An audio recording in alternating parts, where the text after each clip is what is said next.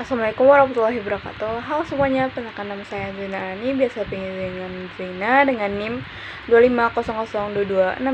Pada kali ini saya akan menerangkan materi tentang komunikasi kelompok kecil dalam organisasi.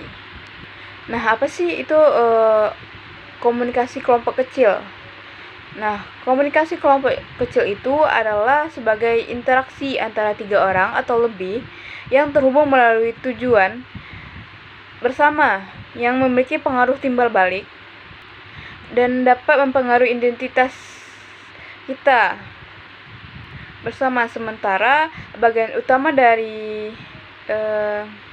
si ini yaitu adalah salah satu atau interaksi antara salah satu dari 3 orang atau lebih itu dalam sebuah kelompok yang seperti sebelum-sebelumnya yang memiliki tujuan yang sama, itu untuk mencapai tujuan bersama.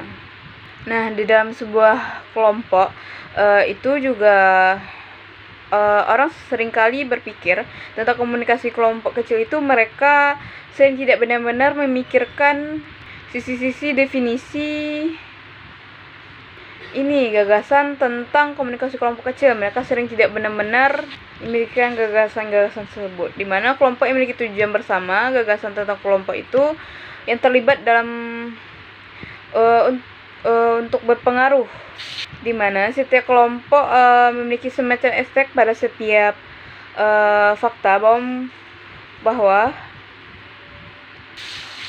mereka itu berbagi persepsi tentang siapa mereka lebih dari diri mereka sendiri. Nah, pada proses komunikasi dalam kelompok kecil ini biasanya itu dilakukan dalam tatap muka, di mana setiap anggota tersebut saling berinteraksi dengan intens untuk memecahkan suatu masalah atau penyelesaian tugas dari mereka itu sendiri. Nah, itu jadi dalam komunikasi organisasi kelompok kecil ini mereka melukiskan setiap komponen tentang apa yang benar-benar membuat suatu kelompok mereka itu menjadi kelompok. Akan menjadi sangat penting ketika kita mulai menggali apa yang menjadi suatu kelompok yang efektif dalam komunikasi dan efektivitas pemecahan masalah mereka. Nah, komunikasi kelompok kecil ini juga dapat terbagi atas beberapa hal, yaitu kelompok kecil yang berorientasi tugas atau kelompok yang berorientasi tugas. Dengan demikian, yang namanya berorientasi tugas itu terlibat dalam mencapai tujuan tertentu, memecahkan masalah, menyelesaikan proyek, atau jenis tindakan spesifik lainnya. Nah, untuk yang kedua yaitu kelompok rasional. Itu adalah sekelompok kelompok yang ada terutama karena orang-orang yang terlibat dalam kelompok tersebut tertarik untuk memiliki koneksi dan berbagi waktu sosial dan interaksi dengan orang-orang lain dalam kelompok itu. Nah, juga ada kelompok primer atau kelompok sekunder. Nah, di perbedaannya itu di sini kita dapat melihat bahwa kelompok primer adalah kumpulan orang-orang dengan siapa kita menghabiskan sebagian besar waktu penting kita, sedangkan kelompok sekunder itu melibatkan kelompok primer itu melibatkan anggota-anggota yang penting. Dalam ini mereka berpendapat bahwa persepsi mereka tentang kita sangat penting, sehingga kita dapat memikirkan orang-orang yang menjadi hubungan dengan kita sebagai anggota keluarga, teman, hubungan romantis ketika atau kekasih kita itu juga bisa disebut. Nah, pada interaksi antar kelompok kecil dalam organisasi ini itu sebenarnya tidak ada batasan tentang mengenai jumlah anggota dalam kelompok kecil tersebut. Banyak juga yang mengatakan dalam komunikasi kelompok kecil itu bisa terdiri dari 7 orang, 20 orang, maupun 30 orang. Nah, pada kelompok kecil ini memiliki beberapa tujuan dalam berkelompok tersebut. Yang pertama yaitu adalah tujuan personalnya. Nah, pada hubungan personal ini juga terbagi atas beberapa juga tujuannya. Yaitu yang pertama adalah hubungan sosial. Nah, kita sering terlibat dalam komunikasi kelompok kecil agar dapat bergaul dengan orang lain. Misalnya minum kopi bersama teman-teman, ngumpul atau mengerjakan tugas di kafe, atau bercakap-cakap dengan yang lain.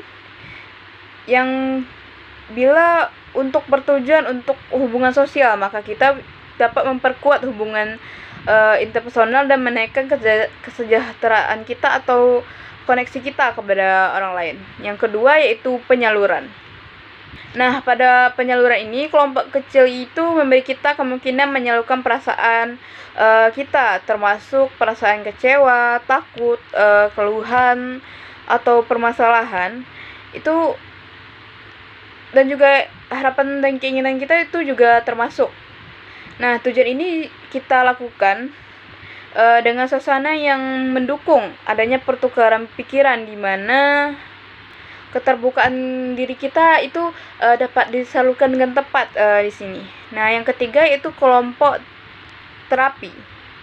Biasanya kelompok terapi ini biasanya dilakukan oleh para psikiater untuk membantu orang menghilangkan sikap-sikap mereka atau tingkah laku dalam beberapa aspek kehidupan mereka yang mungkin ingin mereka hilangkan mungkin. Nah, untuk yang terakhir yaitu belajar. Nah, alasan umum orang mengikuti kelompok kecil adalah belajar dari orang lain. Belajar terjadi itu berbagai macam-macam, seperti belajar tentang sesuatu yang belum kita pahami atau dan lain-lain. Nah, tujuan yang keduanya yaitu berhubungan dengan pekerjaan. Yang pertama yaitu pembuatan tugas. Misalnya kita memiliki tugas kelompok, maka di sana orang-orang di dalam kelompok tersebut akan saling berkomunikasi untuk tujuannya itu untuk bertujuan untuk mendapatkan atau memecahkan suatu masalah.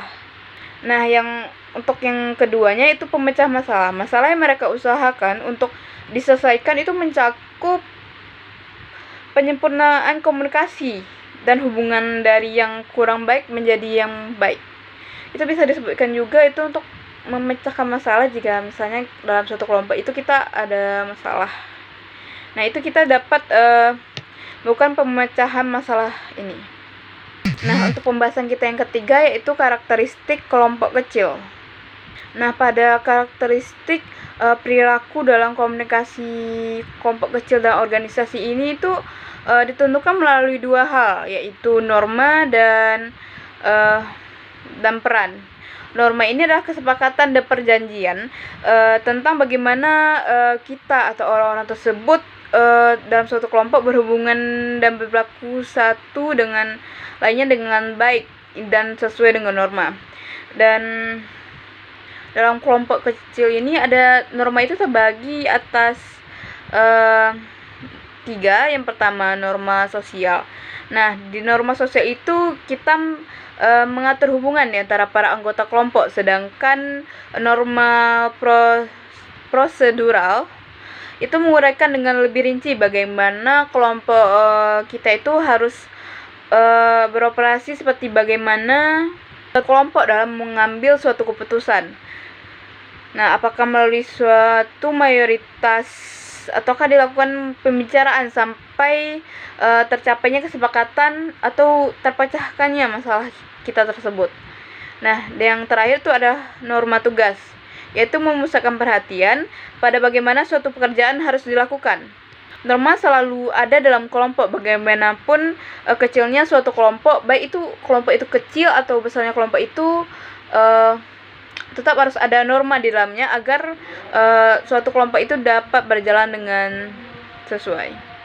Nah, norma di dalam kelompok itu mengidentifikasikan bahwa suatu anggota kelompok itu berperilaku seperti benar atau salahnya dan tidak berperilaku buruk, juga cocok atau tidak cocok, serta diizinkan atau tidak diizinkan dalam suatu kelompok tersebut. Nah, tiap kelompok menetapkan sistem nilai dan konsep perilaku normatif mereka sendiri. Nah, perkembangan norma dalam suatu kelompok itu juga digunakan untuk mengatur perilaku suatu anggota kelompok. Nah, sikap dan tanggapan mereka itu tunduk pada norma kelompok dengan terpaksa, karena ya dalam kelompok itu ada yang bersangkutan atau menerapkan atau bisa dibilang itu membuat suatu norma agar tidak dapat dilanggar oleh anggota kelompok kecil tersebut. Nah, setelah itu ada peran. Peran ini adalah aspek dinamis dari kedudukan atau status. Apabila seseorang melaksanakan hak dan kewajiban dalam sebuah kelompok sesuai dengan kedudukannya, maka dia menjalankan suatu peran. Peran ini juga dibagi menjadi 3, yaitu peran aktif dan peran partisipatif dan peran pasif. Nah, peran aktif itu apa sih? Menurut yang saya